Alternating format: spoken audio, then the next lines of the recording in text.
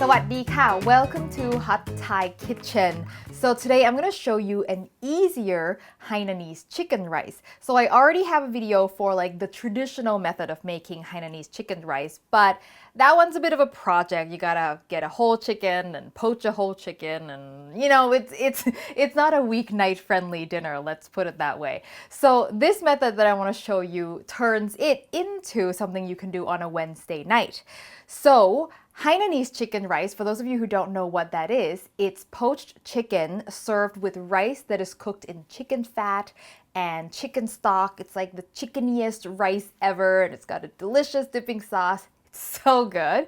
And I'm not sure if you knew this, but I am actually half Hainanese. Yes, my mom's side of the family is from the island of Hainan, and my grandmother has been making this dish for as long as I remember. She still does make it every year when I go home. So I am particularly fond of this dish. All right, let's get started. Let's talk chicken. So instead of doing a whole chicken, you can start with chicken parts, already easier, right? So I've got some bone-in skin-on chicken here, both thighs and breast, and the skin-on part is really important. But not only is it part of the character of the dish, you're gonna need the skin for the chicken fat, okay? Because the chicken fat is part of the rice, so you need the fat from somewhere. When you buy bone and skin on chicken thigh, you can usually trim off some skin and fat from the sides. That's what you want to do and save that for your rice. The same thing for when you buy bone-in skin on chicken breast, and it usually comes in a whole pair. You can find a flap in the front where there's quite a bit of fat, and then you can go around the side and just find some fat from wherever you can find it and take off as much as you can. So what I have are 3 pieces of thigh, and then these 2 are actually one ginormous breast that I've cut in half because chicken in Canada have ginormous breasts. So if your chicken breasts are smaller, you may just do 2 small ones instead, okay? So with these, I'm simply going to season them with salt, and then I'm just gonna rub that in, get it both on the skin and on the bottom. If you're feeling ambitious, you can add some grated ginger to it as well if you want to jazz it up a little bit. So we'll just let that sit while you prep other things. You don't need to do this in advance or anything like that. So the only thing that this recipe requires that you have is some sort of chicken stock, which you should always have sitting in your freezer anyway, right? So homemade is definitely better and recommended so that you can use the kind of aromatics that work well with Asian food, right? If you get store-bought, a lot of times they'll put like, I don't know, rosemary or just some other herbs and spices that just doesn't work as well flavor-wise. But yes, you can definitely do store-bought if you're, really want to make it quick. And by the way, when you do make your own chicken stock, skim off the fat and save it because you can use that for your rice as well. So if you've got enough of chicken fat from your stock, you may not need to trim off anything from your chicken at all. So there's another bonus of making your own stock. So in my wok here, I'm going to add my chicken fat trimmings. And this wok does have a little bit of oil in it from what I was using it previously. And I also find a little bit of oil just helps lubricate everything, make it easier for the chicken to render. Yeah, definitely keep the heat low. If the heat is too high, your chicken pieces will burn before it has a chance to render out the fat. And you want to end up with about 2 tablespoons roughly of chicken fat. If you don't have enough, not a big deal. You can supplement it with vegetable oil, but you definitely want some real chicken fat in there for flavor. Okay, so now that my chicken is nice and golden and crispy, and yes, you can snack on those chicken bits or sprinkle it on your rice at the end. I'm just gonna take these out. And look how much fat came out of that. That's just about how much you need. You know what? I might just add a little bit more of my stock fat here. Ooh, just a little bit of leftover stock in that fat. That wonderful chicken fat's gonna get even more wonderful with the addition of garlic and ginger. Woohoo! I just love this smell. When my grandmother makes this dish at home and I start smelling the combination of chicken fat and garlic and ginger, I just know there's Hainanese chicken rice in the horizon. That's smelling really good. I'm going to push it a little bit further. My rice is ready. So this is jasmine rice that I've rinsed until the water runs clear. And you want to make sure you do that for this recipe because otherwise the rice kind of gets gummy and gooey. And then, woohoo, in that goes. Then I'm going to season this rice with some salt. And I'm going to saute that until the rice is hot throughout. Sauteing the rice also helps sort of seal off the starches around the rice. And I just find that it keeps the rice grains more separate. And I've turned the heat up to toast the rice a little. And that is it. Woo! So at this point, you can pour this into your rice cooker and then finish it off in your rice cooker. I don't have a rice cooker that's big enough, so I'm just going to transfer it. Oh my god, this is heavy. Just gonna transfer it into this pot here, which I'm gonna use to finish everything off in. And could I have sauteed everything in this pot and make it a one-pot meal? Yes, you absolutely can. The only thing I have found with that is for whatever reason, if I do the garlic and the rice in here, at the end, I will get more rice stuck to the bottom than if I were to transfer it here. I can't explain it, but it just seems to be what happens. So if you don't care about the rice stuck to the bottom or you actually like that rice that's stuck to the bottom, you can definitely do a one-pot meal right here. So now my chicken stock goes in. Give that a bit of a stir. This amount of stock is actually a little less than what you would normally use for cooking the rice, but that's because we're gonna put the chicken right on top of the rice and let everything cook together, and the chicken will release some liquid, so you have to account for that. So basically the inspiration for this method comes from my chicken biryani recipe, which if you haven't seen, you should check out, where the chicken and the rice cooks together in one pot. And I thought, oh, I can do that for this recipe. The heat back on, and I'm just gonna crank it on high and watch it until I start seeing bubbles coming up.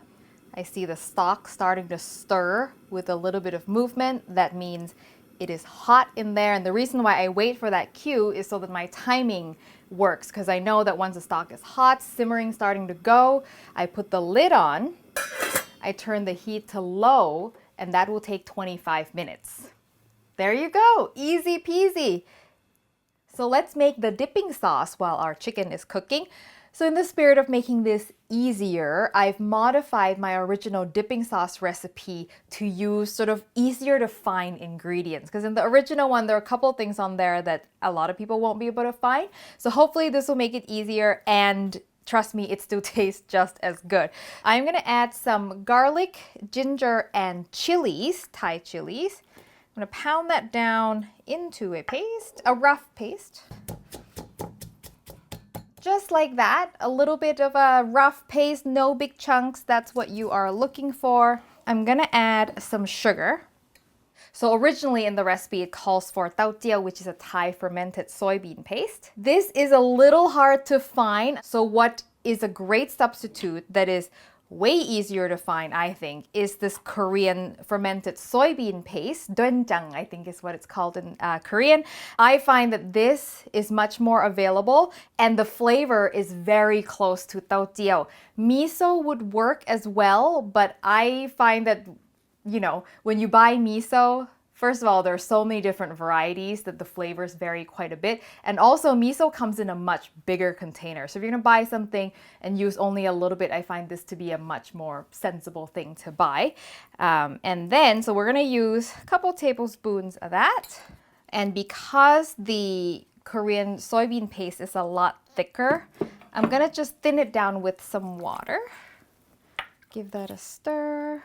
And then I'm gonna add some dark soy sauce. So I'm using just regular old Chinese dark soy sauce.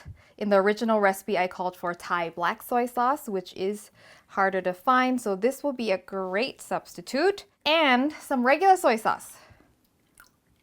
A touch of vinegar for something to balance out all that salty, sweet stuff. right before serving, I'm going to stir in some cilantro, but as far as the dipping sauce itself, it is done, and you can make this far in advance, keep it in the fridge, it lasts forever because it's just all really salty stuff in here. Ta-da! Look at that. Chicken's cooked, rice is cooked in one fell swoop. Now, I'm gonna do breast. So if you've been following the show, you know that I generally go for thighs. This dish is the one exception where I actually like both pretty equally. I don't know what it is about Kao Mun Gai, but I have no problem eating chicken breast out of it. And I just want to show you the rice real quick. You might look at this and go, oh my god, the rice is mushy. Do not worry, it's just that top layer that the chicken was sitting on. If you fluff the rice, everything else is perfectly fine. So you just stir it and nothing, like it looks like nothing happened. Right? There we go. Beautiful.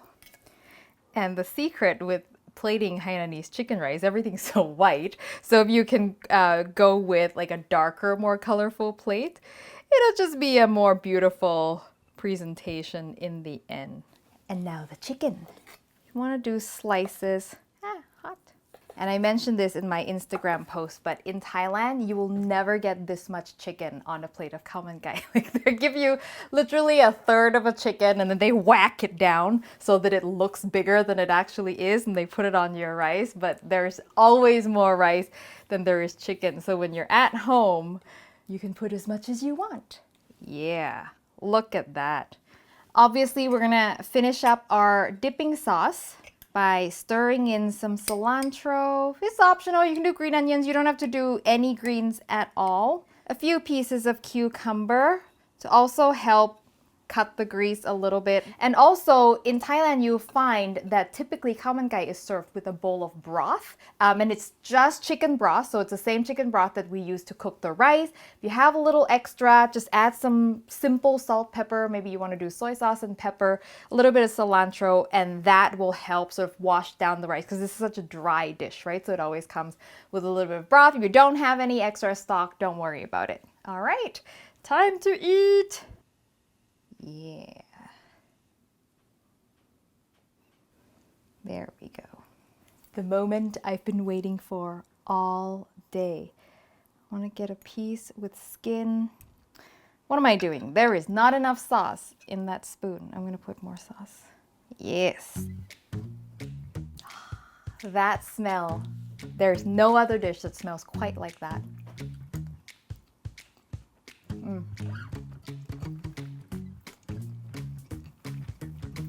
It is perfect. Perfect.